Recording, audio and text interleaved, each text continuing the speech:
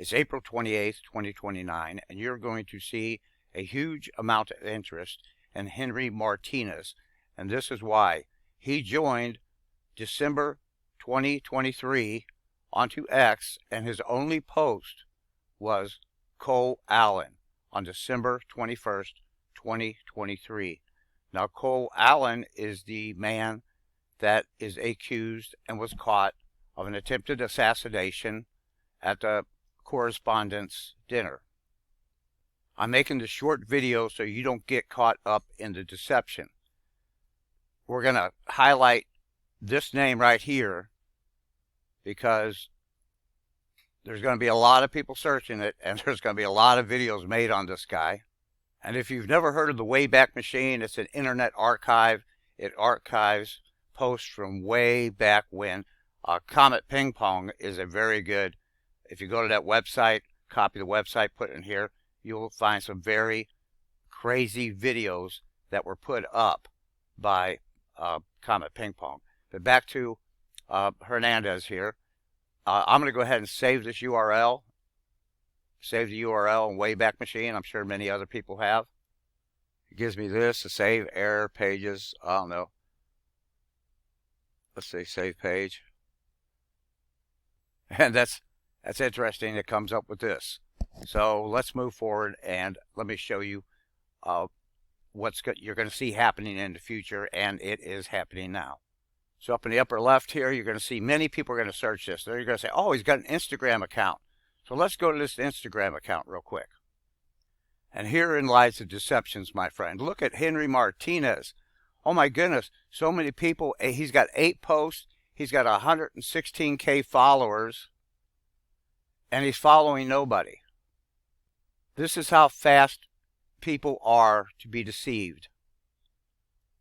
You see, this is just some random dude that decided, okay, I'm going to join April 2026, which means he just joined this, and he's already got 116K followers because they think they found something where they didn't. What they found is some guy out there that is exploiting this, and they know that it's going to be, his name is going to be big time in the news, especially with the copy and paste like I just did.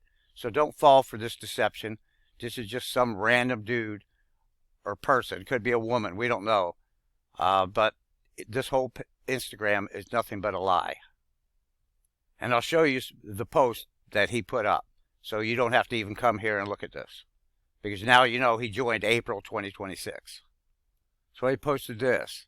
And he wrote to the right, it says, the third temple. And he posted that 3 hours ago. Okay, here you go. The third temple. And then he's got this one where he posts, what is that, June, we don't know the day, but 2026. So don't fall for this lie. I hope you're still with me because this is going to be very important, because this is actually entered into the congressional record. On February 9th, 1917, Congressman Oscar Callaway of Texas introduced a statement into the congressional record, pages 2947 through 2948, alleging that J.P. Morgan and other financial interests had purchased and subverted the American press to influence public opinion towards entering World War I. The reason they did that is for profit. They would make millions, possibly billions. Remember, this is back in 1917. And the whole purpose was to control the mainstream media, because the mainstream media back in 1917 was the press.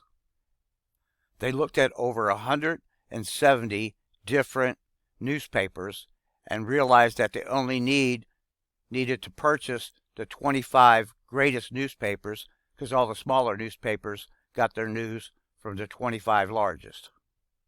Now, in the near future, I'm going to do a deeper dive into this.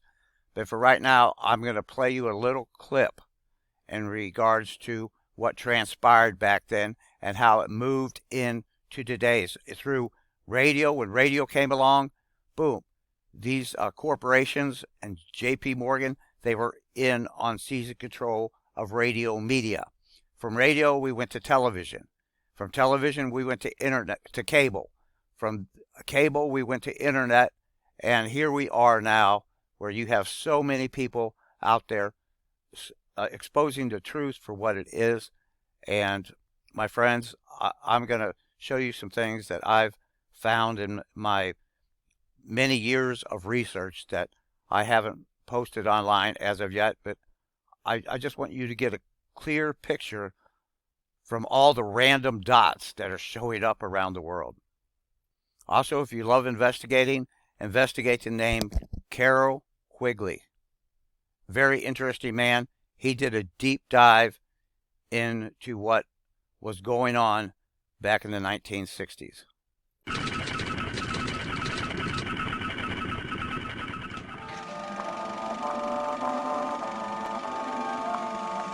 The year is 1917, and Representative Oscar Callaway enters a disturbing statement into the U.S. Congressional Record. The statement reveals why J.P. Morgan interests hired 12 high-ranking news managers. The 12 were asked to determine the most influential newspapers in America. They were to figure out how many news organizations it would take to control generally the policy of the daily press of the United States. The 12 found it was only necessary to purchase the control of 25 of the greatest papers.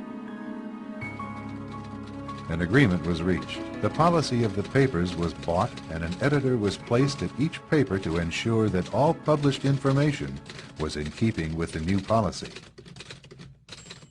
Soon, that policy would be defined by a front group formed by J.P. Morgan and his colleagues.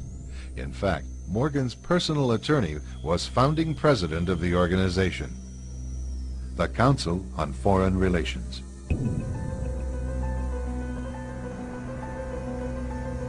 Today, the CFR maintains that its goal is to increase America's understanding of the world. However, the actual objective of this highly exclusive club is revealed by the rare admissions of the insiders themselves. In the early 60s, a Georgetown University professor collects information for a book favorable to the network of powerful men who founded the CFR.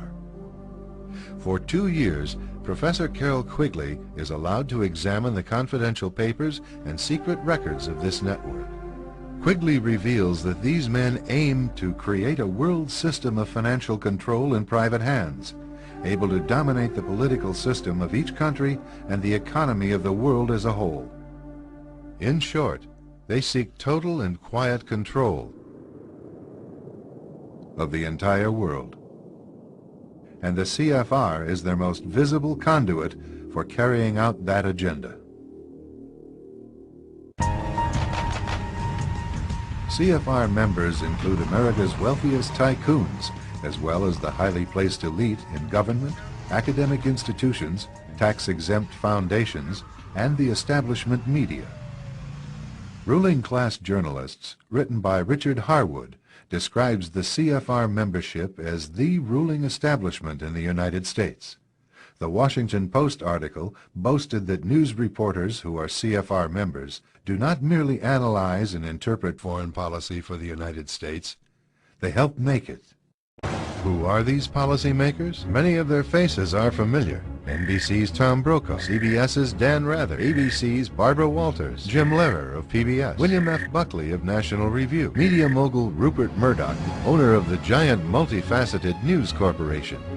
These media heavyweights, and many others like them, are members of the CFR. Powerful corporations are also invited to become members. At the close of the 20th century, CFR influence presided over far-reaching consolidations of media control. In 1995, CFR members Michael Eisner of Disney and ABC's Thomas Murphy merged their media empires. Soon after the merger, the Disney-ABC empire becomes a CFR corporate member. In the year 2000, the world's largest internet service provider, America Online, joins forces with Time Warner, one of the world's largest news organizations. The CEOs favoring the move are CNN's Thomas Johnson and Time Warner's Gerald Levin, both CFR members. Once again, another media giant is created under the shadow of CFR influence.